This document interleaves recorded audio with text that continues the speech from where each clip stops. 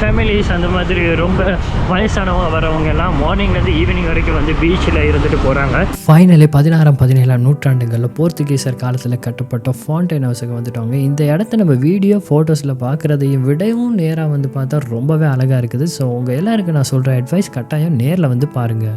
S, இது mini க்ரூஸ்ன்னு சொல்கிறதுக்கு reason இங்கே நிறைய பேர் கப்பலில் தாங்க கேஷினோஸ் விளையாடுறாங்க.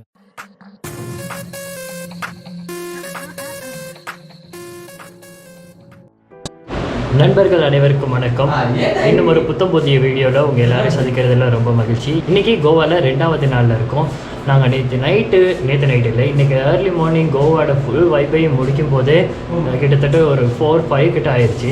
ஆக்சுவலி இன்றைக்கி நாங்கள் கோவாலேருந்து மும்பைக்கு கிளம்புறது தான் எங்களோட பிளான். பட் வந்து நேற்று நைட்டு வந்து லேட் ஆனதுனால நாங்கள் ஸ்டே பண்ணி தூங்கிட்டோம். ஸோ இன்றைக்கி நாங்கள் என்ன பண்ணோன்னா மார்னிங்லேருந்து பர்ச்சேஸ் பண்ணோம். இங்கே வந்து ட்ரெஸ் ஹாலுக்கு ஒவ்வொரு ட்ரெஸ் வந்து பர்ச்சேஸ் பண்ணோம். ஸோ இப்போ வந்து எங்கடா ஃபோன்டெயின்ஸ் சம்திங், நான் அது பேர் சரியாக கீழே போடுறேன்.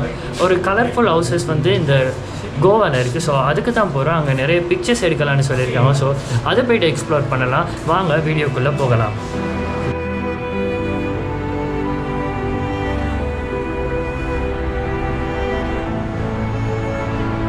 இப்போ நம்ம எங்கே போகிறோன்னு பார்த்தீங்கன்னா கோவாவோட தலைநகரான பனாஜிக்கு தாங்க போக போகிறோம். அங்கே தான் போர்த்துகீசர் காலத்தில் கட்டப்பட்ட கலர்ஃபுல் பில்டிங்ஸ், அதாவது ஃபவுண்டைன் ஹவுஸ் இருக்குது. ஸோ அங்கே போய்ட்டு அதெல்லாம் எப்படி இருக்குதுன்னு பார்க்கலாம். கோவா என்னென்னா 24 ஹவர்ஸுமே பிஸியாக தான் இருக்கும். ஆக்சுவலி மார்னிங்லேருந்து ஈவினிங் வரைக்குமே ஃபேமிலிஸ் அந்த மாதிரி ரொம்ப வயசானவங்க வரவங்க எல்லாம் மார்னிங்லேருந்து ஈவினிங் வரைக்கும் வந்து பீச்சில் இருந்துட்டு போகிறாங்க.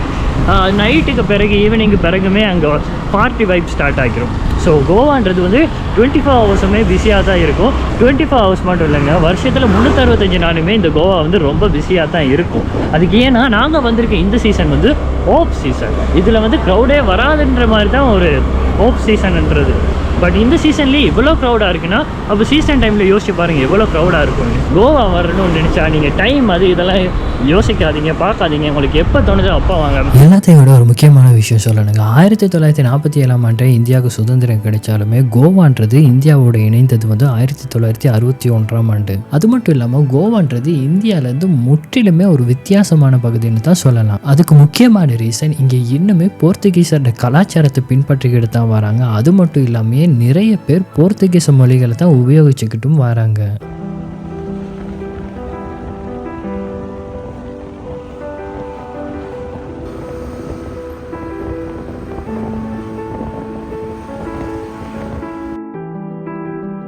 இப்போ நீங்கள் பார்த்துக்கிட்டு இருக்கிறது ஒரு மினி க்ரூஸ்ன்னு சொல்லலாங்க.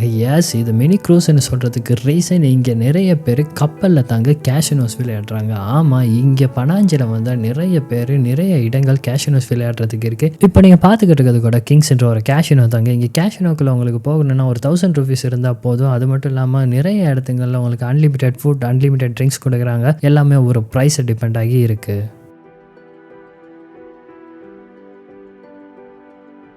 ஃபைனலி 16ஆம் 17ஆம் நூற்றாண்டுகளில் போர்த்துகீசர் காலத்தில் கட்டப்பட்ட ஃபாண்டைன் ஹவுஸுக்கு வந்துட்டோங்க. இந்த இடத்த நம்ம வீடியோ ஃபோட்டோஸில் பார்க்குறதையும் விடவும் நேராக வந்து பார்த்தா ரொம்பவே அழகாக இருக்குது. ஸோ உங்கள் எல்லாருக்கும் நான் சொல்கிற அட்வைஸ் கட்டாயம் நேரில் வந்து பாருங்கள். ஸோ காய்ஸ், இப்போ வந்திருக்க இடம் எங்கன்னு பார்த்தீங்கன்னா கோவாவில் ஃபவுண்டைன் ஹவுஸ் கலர்ஸ் பில்டிங்னு இருக்குது. ஸோ இங்கே வந்து காலில் நம்ம ஸ்ரீலங்கா காலில் வந்து இதில் கட்டின பில்டிங்ஸ் கலர்ஃபுல்லாக இருக்கும் பீச் சைடில், அந்த கால் ஃபோர்ட்டில்.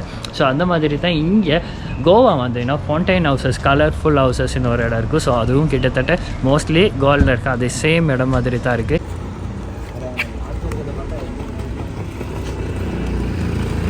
இந்த ஃபவுண்டைன் ஹவுஸுக்கு நாங்கள் வந்ததுக்கு மெயின் ரீசன் ஃபோட்டோஸ் எடுக்கிறதுக்காக தாங்க. நாங்கள் இந்தியா ஃபுல்லாக எடுத்த ஃபோட்டோஸ் எல்லாத்தையும் என்னுடைய மிஸ்டர் மெகா இன்ஸ்டாகிராம், ஃபேஸ்புக் பேஜில் போட்டிருக்கேன். கீழே டிஸ்கிரிப்ஷனில் லிங்கை கொடுக்குறேன். அது மட்டும் இல்லாமல் மிஸ்டர் மெகா யூடியூப் சேனலையும் சப்ஸ்கிரைப் பண்ணிடுங்க. இப்போ வாங்க ஃபோட்டோஸ் எல்லாத்தையும் பார்க்கலாம்.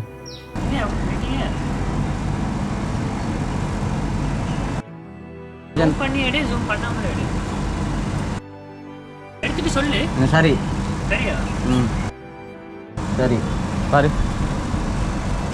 உங்களுக்கும் ஃபவுண்டைன் ஹவுஸுக்கு வரதுக்கு விருப்பமாச்சுன்னா கரெக்டாக ஈவினிங் டைமில் வாங்க. அப்போ தான் நைட்டுக்கு போகிறப்ப இந்த மாதிரி வியூஸ் எல்லாத்தையும் பார்த்துக்கிட்டு போகலாம். நெக்ஸ்ட் டின்னர் எடுக்கிறதுக்காக ஒரு ஃபேமிலி ரெஸ்டாரண்ட் வந்தவங்க. அஸ் யூஷுவல் நம்ம பிரியாணி தான் சாப்பிட போகிறோம். அது மட்டும் இல்லாமல் இங்கே நிறைய ஸ்பெஷலான தாலிஸ் இருந்துச்சு. நீங்கள் உங்களுக்கு வேணும்னா கரெக்டாக அதையுமே ட்ரை பண்ணி பாருங்கள். ஹைதராபாத் தம் பிரியாணி.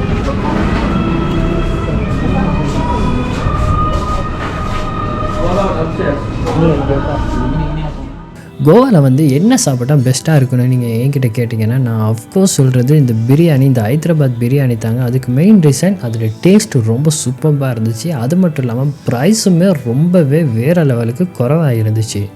காய்ஸ் நாங்கள் வந்து பைக்கை கொடுக்கறதுக்காக மபூசா மார்க்கெட் ஸ்டார்ட் எங்கே பண்ணோமோ, ட்ரிப்பு ஸ்டார்ட் எங்கே பண்ணோமோ, ஸோ அதே இடத்துல போய்ட்டு நாங்கள் பைக்கை வாங்கின இடத்துல நம்ம போய்ட்டு பைக்கை கொடுத்தலான்னு போனோம். ஸோ அவர் சொன்னார் அவங்களுக்கு ஒரு டிஸ்கவுண்ட் ப்ரைஸ் தரேன், நீங்கள் பைக்கை வச்சுக்கோங்க.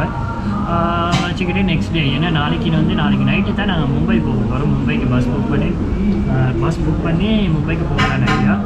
ஸோ அப்போ பைக்கை வாங்கிட்டு நாளைக்கு ஃபுல்லாக வாட்டர் ஆக்டிவிட்டிஸ் எல்லாத்தையும் முடிச்சுட்டு நைட்டுக்கு மும்பை பஸ்ஸுக்கு போகணும். ஸோ எங்களுக்கு இன்னும் கொஞ்சம் ஜேர்னிஸ் இருக்குது. அதனால் பைக்கை நாங்கள் கொடுக்க போயிட்டு திரும்ப ரிட்டர்ன் எடுத்துகிட்டு வந்துட்டு வந்தோம்.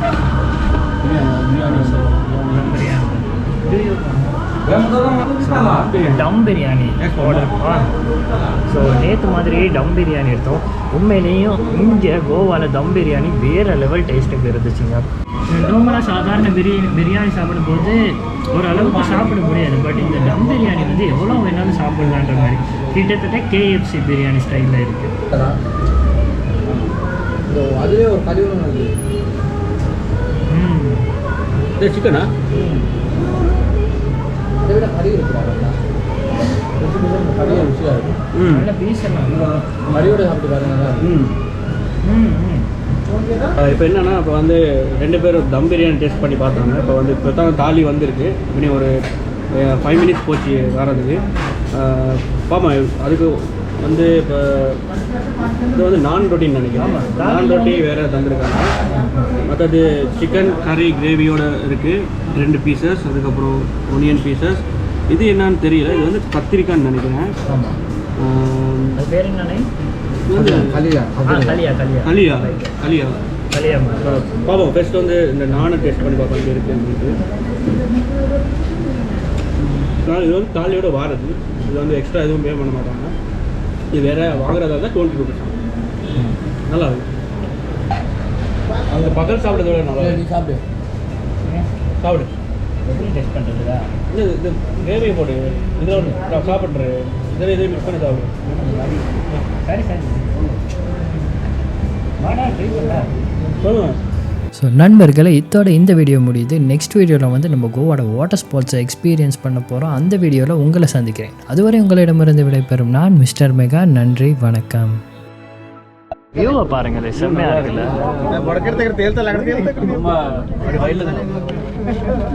பட் சீரியஸாங்க 1300க்கு இந்த பேக்கேஜை பேசணும். வர்த்துனாலும் வருது, வேறு லெவல் வருது. கோவாவுக்கு வந்தால் கட்டாயம் எதை ட்ரை பண்ணுறீங்களோ இல்லை, இந்த வாட்டர் ஆக்டிவிட்டிஸை ட்ரை பண்ணுங்கள். ஒரு நாள் ஃபுல்லாக இதுக்கு சரியாயிரும். ஸோ மஸ்ட்டு ட்ரை பண்ணுங்கள்.